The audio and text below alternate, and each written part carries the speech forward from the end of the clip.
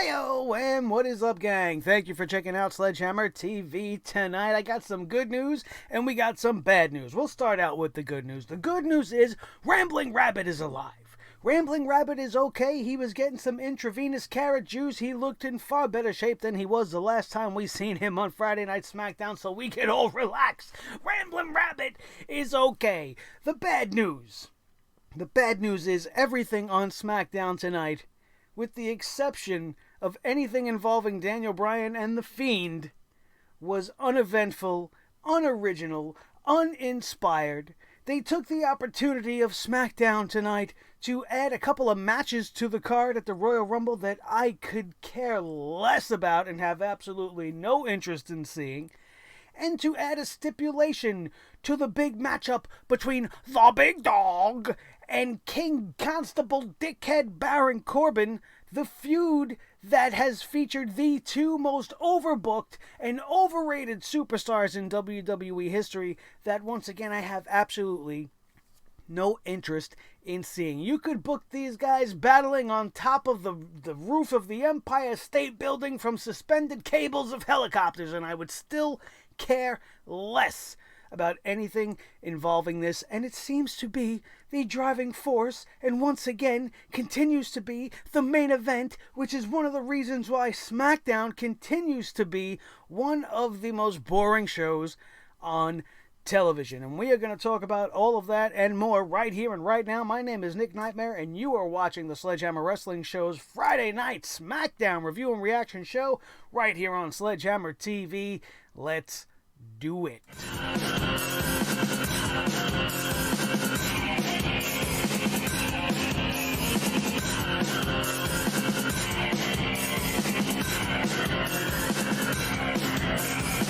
Sledgehammer Wrestling Show.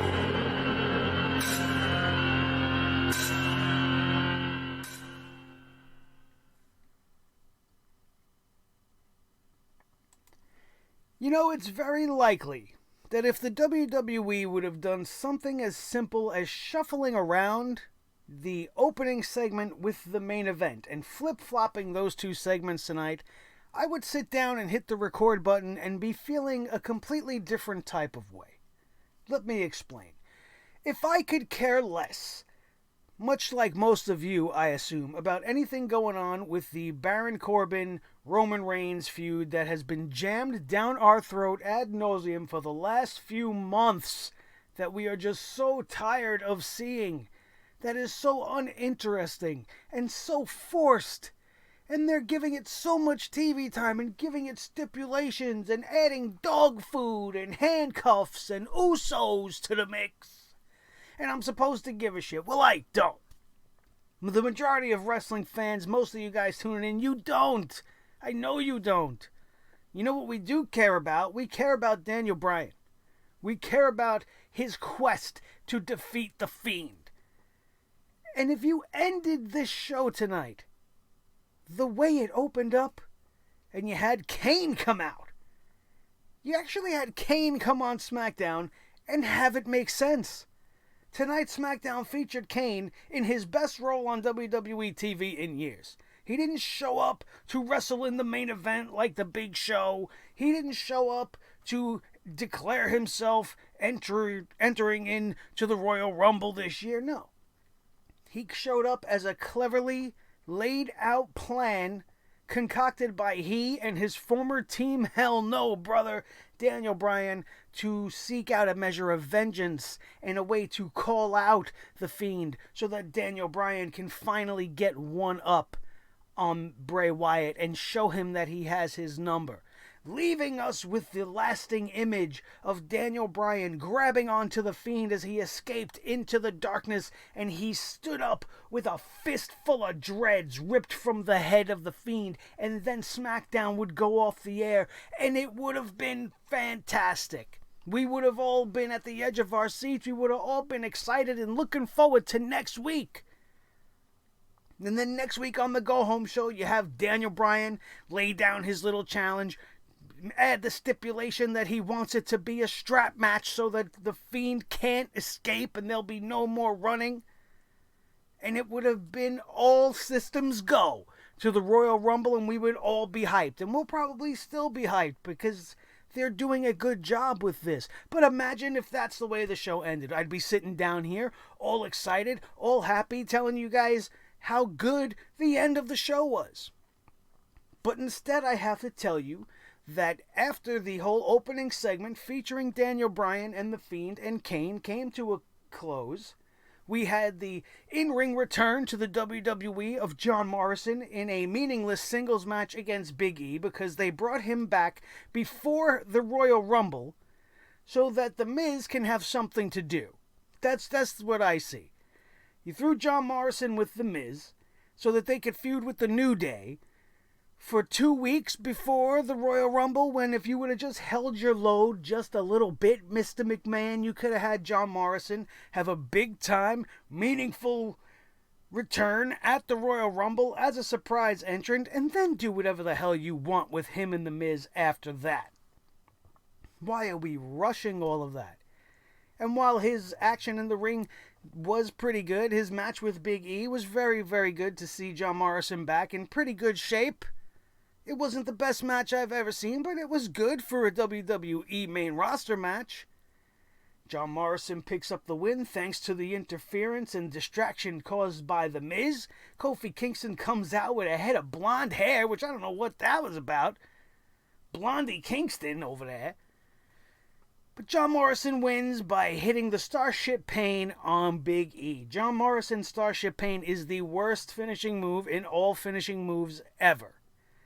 Sure, it looks pretty because he does a million twists in the air in about 3.5 seconds, but it never lands. It doesn't look impactful. It doesn't look like it hurts. He misses it more often than he hits it, and it's just a real shit move. It's a shit move. I don't care how pretty it looks or how much talent it takes to execute. He should have come up with something else by now. Don't just revert back to the John Morrison Shaman of Sexy bullshit that you were doing there. You grew as a performer. You did a whole lot more than that in Lucha Underground as Johnny Mundo. You did a whole lot more and integrated more stuff into your repertoire as Johnny Impact. Why not bring some of that to the table?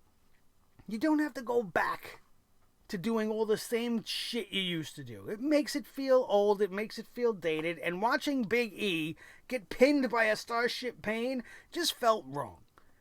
It just felt wrong. I feel like it doesn't look like it hurts.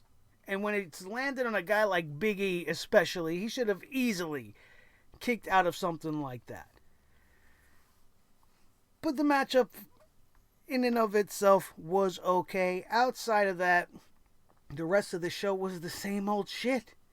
It's literally the same stuff. We got an advertised Sasha Banks versus Lacey Evans match that didn't go down because of some retarded shenanigans. We get a Sheamus and Shorty G Chad Gable segment where, what does Sheamus say? He comes in looking around like he can't see Chad Gable even though he's standing 15 inches in front of his face. Like, we haven't seen them do that before. They just took the same script that everybody else gets when they fight Chad Gable and handed it to Sheamus, and he's executing it as boring and as useless and as ineffective as every single other person that has come before him. We've seen Braun Strowman come out to really do absolutely nothing. Elias came out to sing a song. And Roman and Baron in the main event. It was all exactly the same as SmackDown has felt over and over. Oh, and of course, the Otis thing. The Otis thing. So let's talk about this review top to bottom right now. Obviously, I didn't like tonight's show. It really wasn't great. I was interested at the beginning, but it quickly started to go downhill and never really found its way back up. The only up on this show was the way it kicked off, and I can't even believe I'm saying it, and it was a little long and it was a little drawn out, and I didn't need him to be out there for so long talking about the Royal Rumble. But they brought Kane back to the show tonight, and initially it looked like Kane was just there to hype the Royal Rumble. I was afraid he was going to declare his entry into the Royal Rumble. I didn't really know what his purpose was, and it was annoying to me to even be seeing him. And then when the Firefly Funhouse segment took hold, and he was in this back and forth with Bray Wyatt didn't take kindly to Kane coming back and boasting about his accomplishments. He pointed out that he was on the wall with his face X'd out. He let the world know Ramblin' Rabbit was okay, which was the best moment for everybody, I'm sure. And I'm thinking to myself, if they brought Kane back, only to have the Fiend attack him again, that's again just another repeat scenario. And sure enough, before you know it, the lights go out, the arena turns red, the Fiend emerges from beneath the ring. He goes to attack Kane, who's leaving, and out of nowhere comes Daniel Bryan, who attacks him, hits him with a running knee strike, tries to get the upper hand on the Fiend, and did have the decided advantage in that moment before the Fiend tried to escape into the hole. Then Daniel Bryan, reaching down, trying to prevent him from leaving, ends up with a fistful of dreadlocks, and this whole thing would come to an end there. It was very compelling. It was great TV. It's like, turnabout is fair play. And it's the most compelling thing that they got going on. This should be your main event scenario. After all of this happens, Daniel Bryan is backstage with Caleb Braxton. He says that a lot of people think the Fiend is good at mind games and getting the best of people, but he's really just the best at running away. Daniel Bryan goes on to say, how do you beat somebody who disappears every time that they're in trouble? And that he has an idea. It's not a very good idea. It's not a very smart idea, but he's challenging the Fiend to a strap match at the Royal Rumble. This way, the Fiend will have a strap on the end of his wrist. Daniel Bryan will have a strap on the end of his wrist, and they will not be able to escape one another. Daniel Bryan also talks about how he understands the possibilities of what could actually happen to him, but he's done with the games, and the Fiend escaping down a hole every time he gets into trouble. He's done with all of that. He wants to defeat the Fiend. He wants the Universal Championship, and he is on course to do just that. Do we believe Daniel Bryan is going to beat the Fiend? I certainly don't think so. I think the Fiend is going into WrestleMania as the Universal Champion. But this is the type of stuff that you want to see. Daniel Bryan has an intensity and a ferocity in him right now that we haven't seen from him in quite some time, maybe if ever. It's an evolution of his character. It's going in a different direction. And the Fiend is in his sights, and it's going to be great. It's the best thing that SmackDown has going for it right now. John Morrison defeats Big E in the opening contest. It wasn't a bad matchup by any means. It's just, I don't really understand it, and I think I still have a little bit of a distaste for it because I know how much potential that there was in John Morrison coming out in the Royal Rumble, and I love that moment. Those moments in the Royal Rumble are just so special. Even though you knew John Morrison signed with the company, you didn't know whether or not he was going to show up for sure. And you need surprise. It would have made him feel special. You know what didn't make him feel special? Having him show up in the Miz's locker room like he was the janitor coming out of the broom closet. That's not special. Letting him go out there, put in a good 25, 30-minute performance, do some spectacular things in the Royal Rumble with his abilities to do parkour, and then get him back in the forefront of the fans' minds. But no, you just went right into autopilot. Oh, Morrison's back. He can't be with Joey Mercury, and we don't have Melina, so let's put him back with The Miz. Same old shit, right? It is a little bit of a breath of fresh air as far as the tag team division is concerned. I would gladly take a Miz and Morrison team over half of the other garbage that they have been putting forth as a tag team division. And if they are going to put it on the backs of teams like the Miz and Morrison going up against guys like the Usos going forward, then I'll be alright with that. But the tag team division in the state that it's in right now really needs an overhaul. I don't understand why they're putting a Sheamus versus a Chad Gable instead of leaving Chad Gable with Ali and allowing them to be a cohesive tag team in the division. Bringing back Sheamus and teaming him with Cesaro to reunite the Bar so that we have legitimate tag teams with championship lineage behind them. Then you got the Usos coming back. And you have at least 6 teams right there. Heavy Machinery is involved as well on SmackDown. You have all these teams that you could actually be doing stuff with as far as developing your tag team division, but instead you're branching everybody off in all these different ways, and you don't care at all about the tag team division. And it's awful. And it continues week in and week out. The announcers talk about how King Dickhead will be able to pick the stipulation if Robert Roode is victorious tonight in the tables match he's going to have with the Big Dog. And nobody cares. You can hear crickets actually telling other crickets about what's happening because nobody cares, and it was drop dead silent. The Usos are in the back with Roman Reigns talking about, I want to know, Us, what's the stipulation you going to pick, Us? And Roman tells them, I don't care that you're family. You got to find out with the rest of the world. I ain't going to tell you guys shit. That's pretty much how it came off. That's how it sounded. But maybe that's how they talk to each other. I don't know. He didn't say it like that per se. But, you know, Roman's got that smug kind of attitude. And he was just like, nah, man, I'm going to tell you when everybody else finds out. And that was the end of it. We're talking about how they don't care about the tag team division.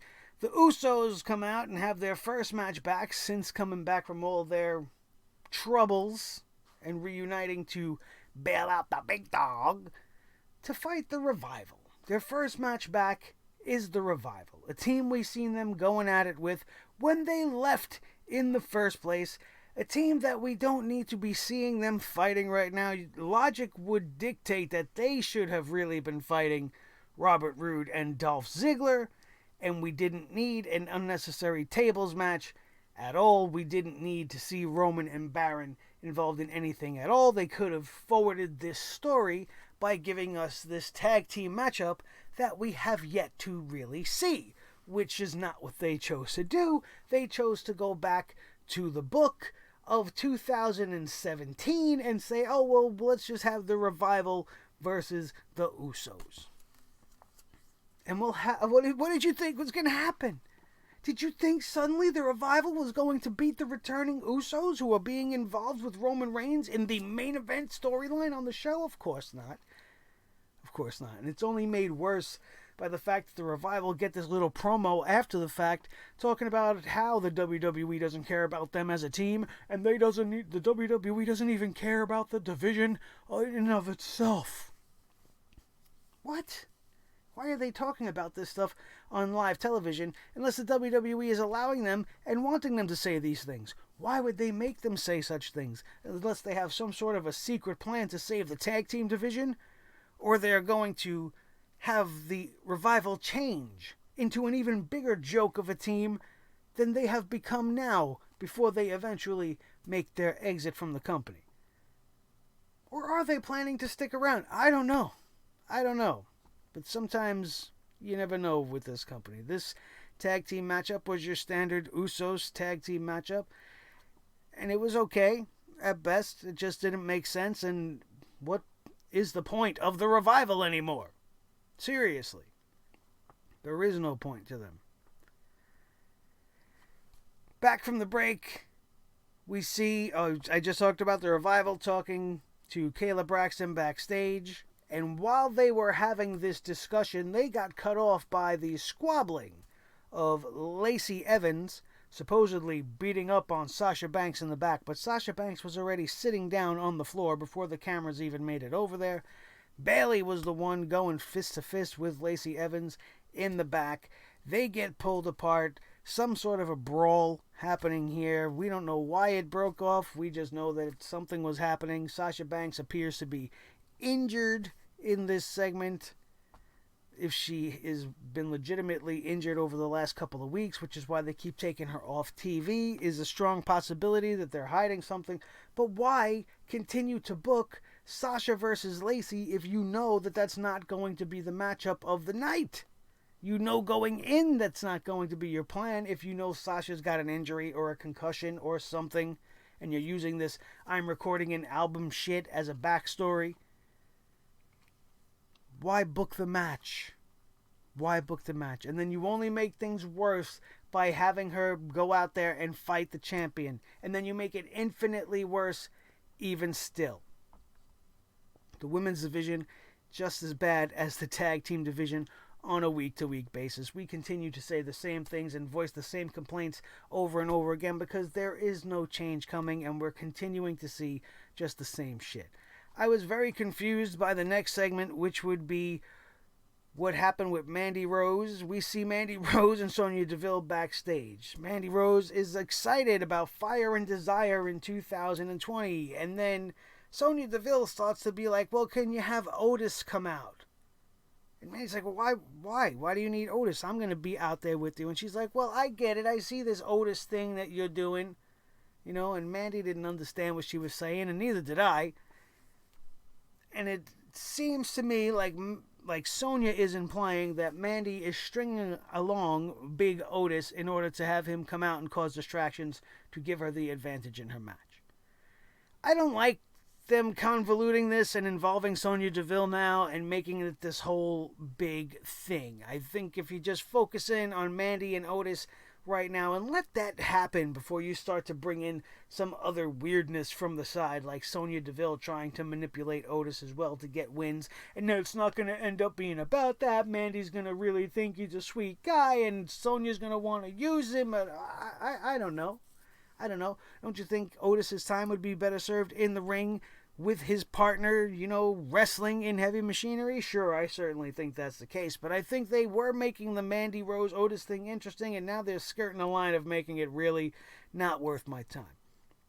Because this only led to a segment which could only be equated to WWE feeling the need to give Alexa Bliss her win back from last week. Other than that, there is no reason for what was about to go down with Sonya Deville in her matchup tonight, wanting Otis to get involved, which ends up blowing up in her face, which we'll talk about in just a second. We go back to the trainer's room. Bayley and Sasha Banks are back there. She has a hurt ankle. She's got ice on her ankle. She's all pissed off about what Lacey Evans has done. One of the goons that work this show, one of these morons that come up with a lot of these segments, comes into the back. Some WWE producer. I don't know who he is, nor do I care to know who he is. And he's talking about Sasha Banks failing to show up for work over the next couple of weeks. And he advertised the match, and now she has to go out there and have the match, but she's physically incapable of having the match, so he's come up with a brilliant idea of putting Bayley in the match as her substitute. Why not just cancel the match altogether? We don't need it just because you advertise it. You didn't give a shit that you advertised it last week and the week before that. All of a sudden you care because, it's the third week in a row that we're pulling the same garbage, so let's try to make it interesting. Ha ha ha! Not interesting to me. This only leads to catastrophe. Bayley versus Lacey Evans goes on. Non-title matchup. So what do you think's going to happen? We're just a little bit over a week away from the Royal Rumble.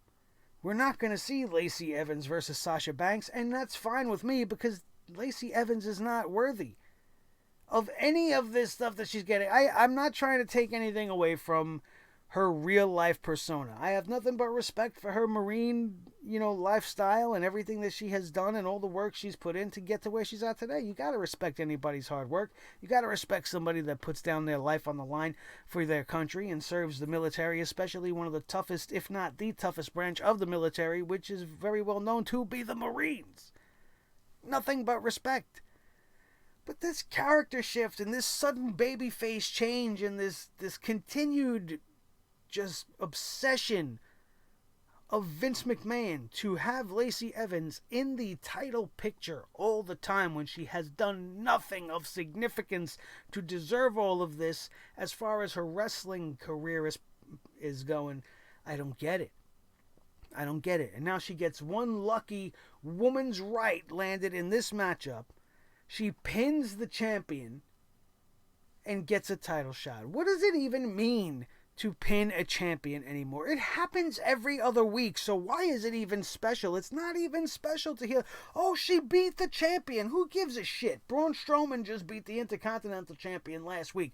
We're seeing the WWE Champion being beaten multiple times in order to establish the number one contender. How many times have the tag team championships been, or the tag team champions rather, been defeated in a matchup where the titles were not on the line, only to win or defend the title successfully? It doesn't matter if you beat the champion anymore. Everybody beats the champion. It doesn't mean shit to be a champion anymore. Bayley versus Lacey Evans. Bam, bam. A waste of time, yeah. They ruined the championship. Added a match to the Rumble. I don't care. Give a shit about seeing Bayley versus Lacey Evans? Do you want to see Lacey Evans beat Bayley for the Women's Championship at the Royal Rumble? I have a feeling that's what we're going to see. And maybe it'll be something different. And we'll get it away from this Bayley and Sasha Banks nonsense that just never, ever turns into anything worth seeing. They always start it off, and it always starts off great, and there's potential there for them to do great things, but then it just becomes cringe TV before you know it, and it's overthought and overwritten, and they can't deliver, and it's just boring. It's just boring, and we're seeing the same shit over and over. And now on top of the fact that Lacey Evans pinned the champion tonight, you gave away the match. You gave away the match. So in order to have a championship matchup, we have to have a non-title championship matchup in order to determine the fight we're going to have in just a week's time. You're having this match in 9 days. Why would you have it tonight on SmackDown? Would have been much better for you to just book the match. Oh, Sasha's been ducking, blah, blah, blah. We're going to give her this match against Bayley at the Royal Rumble. Have the producer say some shit like that instead of coming out and just nonsense. Stupid. Lacey Evans with the win over Bayley. Just awful. Awful booking. Same old shit when it comes to the WWE. This is where we go to the back. Once again, we have some new promo bot lady in the back. I forgot what her name was. It doesn't matter. She's in the back with Chad Gable. Sheamus comes out and interrupts Chad Gable's little promo. Pretends he doesn't see him. Calls him a couple of short names. Chad Gable attacks him. Gets the better of Sheamus. Gets pulled apart. Sheamus is pissed off. He's flipping tables and lamps and whatever the hell kind of props are around him in the back.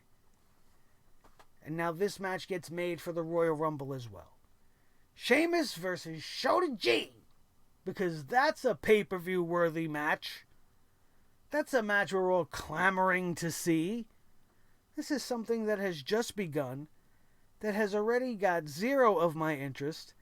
That is being given the same old script over and over and over again. This is the same shit that they were writing for Big Cass to say to Daniel Bryan. You want me to get invested in this again? That was just a few short years ago. And you've rehashed it about 17 times with Chad Gable and everybody else that steps in the ring against him. Shelton Benjamin. One of the most recent. I don't care, man. I don't care at all. I would have much rather see them both remain in the tag team division and try to build that up. Back up to something worth our time. But no, instead we're getting a useless singles match. You can have Rey Mysterio versus Andrade for the United States Championship in a ladder match this Monday night. It's just mere days before a pay-per-view. But on the pay-per-view itself, that match is not worthy, but Shorty G versus Sheamus, that's worthy. Nope. Kayla is backstage with Braun Strowman. He declares himself for the 30-man Royal Rumble match. He says that is next. Braun says that is next week, and now He wants to talk about the WWE Intercontinental Champion Shinsuke Nakamura. He talks about how Nakamura and Sami Zayn, and says he just wants his shot. He doesn't care if it's this week or next week or whatever. He wants his shot at Nakamura and storms off. I thought he already earned this shot, right? So when is it being booked for? Are we not getting that title match at the Royal Rumble? I'm not sure. I'm confused. We go out to the ring and Elias is out there and he's going to sing us a song about Greensboro. And I'm so over Elias. I was one of his biggest fans upon his arrival, and he is completely deflated. Once again, they have gone backwards. The heel version of Elias is definitely the way to go. This babyface bullshit with him, it just makes me want to change the channel. There's nothing about it that is interesting to me.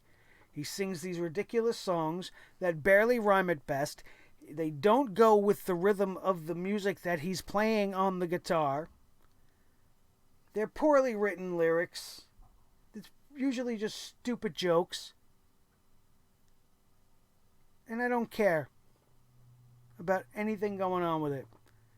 And then you turn it into the fact that Elias and this whole segment is nothing more than a reason for Braun Strowman to have a moment. It only gets worse. Sami Zayn and Shinsuke Nakamura and Cesaro want to come out and interrupt Elias.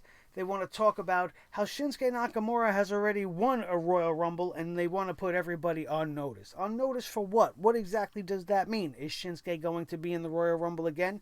Is that the purpose of this? You coming out dressed up like Fidel Castro and you say absolutely nothing, Mr. Zayn?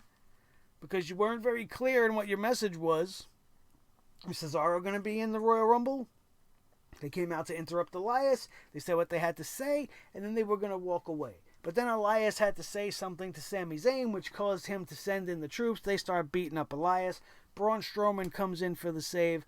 And it's the most generic bullshit stuff that the WWE comes up with on a weekly basis, involving a bunch of guys that I don't care about. Once again, Cesaro should be with Sheamus in the tag team division. Shinsuke and Sami had a lot of potential, but they are not focusing on Shinsuke Nakamura. They gave him a pretty new Intercontinental Championship that he has done absolutely nothing to make seem valuable. The other belt that he had around his waist had way more valuable, what's that word? It had way more value. Let's just go with that. It was prestigious. That's the word I was looking for. There was so much more prestige in that championship, but they just had to get rid of it because Cody Rhodes was the one that brought him back. And they give us this new AEW-looking Intercontinental Championship belt, and what has Shinsuke done with it other than lose? Braun Strowman made it a point to bring that up. He's beaten Shinsuke Nakamura twice already. Because that's what the WWE does. He beat the champion. Awful. Elias, awful. Strowman, awful. Sami Zayn and his little faction and wasting the Intercontinental Championship belt in the middle of it. Awful. Awful stuff. Not worth anybody's time. As usual, for a suck down live. They had a tribute to WWE Hall of Famer Rocky Johnson, who passed away just a couple of days ago at the age of 75. It was very sad for me. We're all a big fan of The Rock. You know, whether you loved or hate The Rock in his day, you have to respect The Rock for what he's accomplished. He's the hardest working man in all of show business, and this was his father, and you know how you feel about your dad. You know, and my heart goes out to The Rock and his whole family. This is a tough time for any family to go through, and the man is one of the two men who were crowned the first ever African American tag team champions. They showed the clip on Monday Night Raw, and when you look back, and this is sometime in the 70s, I believe this took place, and you see that crowd and how they popped for Tony Atlas and Rocky Johnson. It was a magical moment. It was the first time something went down. It's very historic. He deserves his place in the Hall of Fame. And he is now in that great big wrestling ring in the sky. Rest in peace, Rocky Johnson. And God bless to the whole entire family and all of your friends and all of that stuff that we unfortunately have to say when someone passes away. We go from that little bit more serious note to something that was not serious at all. Sonya Deville versus Alexa Bliss. We already kind of talked about. There was nothing much happening here. This was super, super quick. Mandy Rose tries to get involved. Nikki Cross pushes Mandy Rose off of the apron into the waiting arms of Otis, who starts to do his little tongue thing that I guess is going to continue to do now. Mandy Rose seemed to like it. They locked eyes for a bit. Sonya Deville was caught off guard. She was too busy looking at Otis and his tongue action to remember the fact that she was in a match with Alexa Bliss. Alexa Bliss gets the flash roll-up for the victory. After the match, Bliss and Cross head to the stage. Mandy Rose joins Sonya Deville in the ring. She's trying to apologize for the distraction and for everything that went down. And Otis seemed to be happy as a pig in shit, looking as happy as a clam out there. Robert Roode is backstage talking to King Corbin, and I disconnected. I stopped listening. I didn't care. So we could just move on past that. We all know that Corbin's going to get to pick the stipulation. He wants to pick a stipulation that's going to embarrass Roman Reigns, humiliate Roman Reigns, all the same shit he's constantly been saying he wants to do to Roman Reigns since before he put the dog food in his face. And it's just not anything anybody wants to see. This is going to be leading us into the main event of the evening, the tables match between Robert Roode and Roman Reigns, which was the most predictable garbage you could ever predict.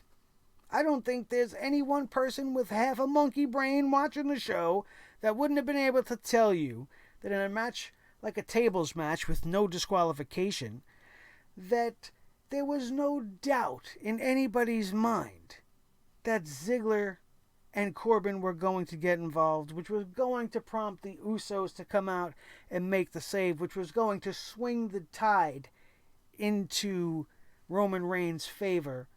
Because they were just making it so much. Oh, Baron Corbin was so excited he was going to get this stipulation. But they gave it to Roman. Bobby Roode goes through a table in the corner. The Usos do a double splash, sending Dolph Ziggler through the announce table. Roman Reigns gets the win, gets to pick the stipulation, and the stipulation he picks falls count anywhere. And why does he pick this? Well, it's another no disqualification style match. We could wrestle all over the baseball stadium-like field that they are going to be at. And they can have Dolph Ziggler get involved. They could have Bobby Roode get involved. They could have the Revival get involved. They can have the Usos make the save. And they can do all the same shit we've been seeing them do over and over. They'll fight by a concession stand. Baron Corbin will get hit with some popcorn or some shit. The Revival will be, turned into gigantic walking cotton candy cones. I don't know. Maybe that'll happen. Maybe that won't. But for the most of the stuff that we just talked about, you know for sure it's going to happen.